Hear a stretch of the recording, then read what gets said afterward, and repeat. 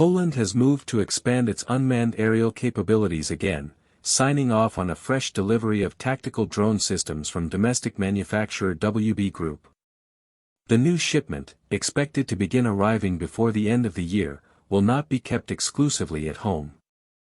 Warsaw has already confirmed that part of the batch will be transferred to Ukraine, a continuation of the quiet but steady drone supply pipeline that has made Poland one of Kyiv's key European enablers in the reconnaissance and artillery strike chain. Officials in Warsaw present the decision as a dual-track move, one that simultaneously strengthens Poland's own surveillance architecture while feeding an ally engaged in a high-intensity war next door. The deal is not a standalone improvisation but follows a broader multi-year framework agreement first signed in September 2023. That parent contract paved the way for a phased rollout of systems to the Polish armed forces and to select foreign customers. Delivery in 2025 to 2026 will accelerate the tempo of fielding at a moment when military and internal security agencies are demanding more persistent overhead coverage, more resilient data links, and more digital automation in their sensor fleets. In Poland, the systems are not confined to frontline brigades. Units from the Straż Graniczna, the National Border Service, have become regular operators, flying the platforms for cross-border surveillance, monitoring of trafficking routes, and incident response along stretches of territory that remain legally peaceful but operationally sensitive. That quiet internal demand became more vocal after Russia's full-scale invasion of Ukraine, which sharpened Polish awareness of what happens when an adversary controls the aerial information layer. Persistent eyes and repeatable flight cycles are now treated as insurance against being caught blind. Export customers are part of the story not as a marketing footnote but as an indicator of battlefield validation. Ukraine and Malaysia have both procured systems from the same family, and in Ukraine the drones have already racked up thousands of operational sorties doing two of the most consequential jobs in a modern war: forward reconnaissance and artillery fire correction. The proliferation of loitering munitions and the race to detect batteries before they fire have elevated the value of any platform that can find, fix, and feed targeting data securely and on time. Polish-built aircraft have become one of the recognized contributors to that intelligence loop, allowing gun crews to close the strike cycle in minutes rather than hours. For the Polish defense industry, each new tranche is more than a revenue event. It hardens the industrial base by stabilizing demand, keeping engineering teams intact, and encouraging a domestic vendor ecosystem around electronics, optics, data links, and ground control elements. It also helps Poland socialize NATO users to Polish-made systems.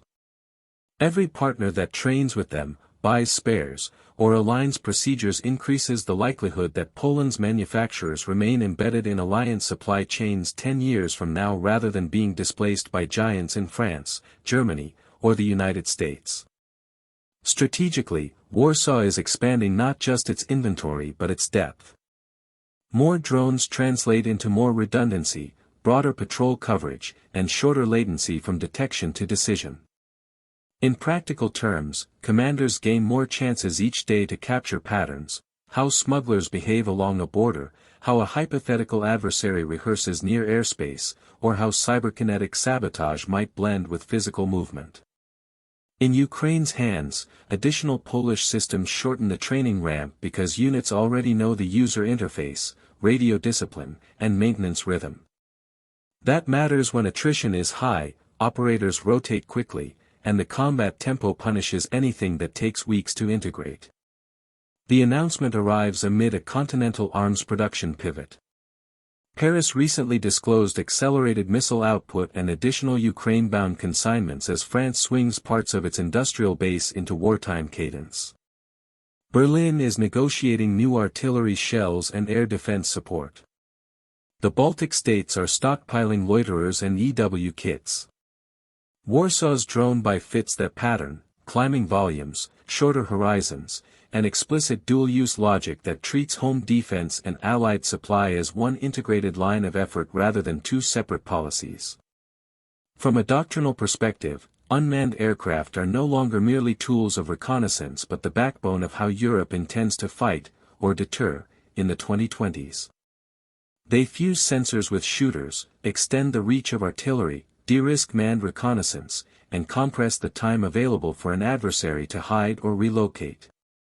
They also generate terabytes of behavioral data that can be mined to refine tactics and anticipate adversary habits. Each new contract therefore represents not just more wings in the air but more structure in the intelligence lattice that underwrites both domestic security and forward defense. The Polish decision underscores a blunt strategic lesson from the war next door: the side that sees first and corrects fastest wins trades, breaks artillery duels, and dictates where force can safely mass.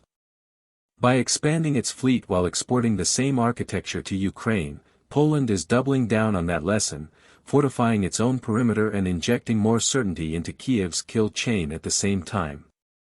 It is a practical, industrial, and geopolitical investment built around a single conclusion: in modern war and gray zone competition alike, drones are not an accessory, they are the spine.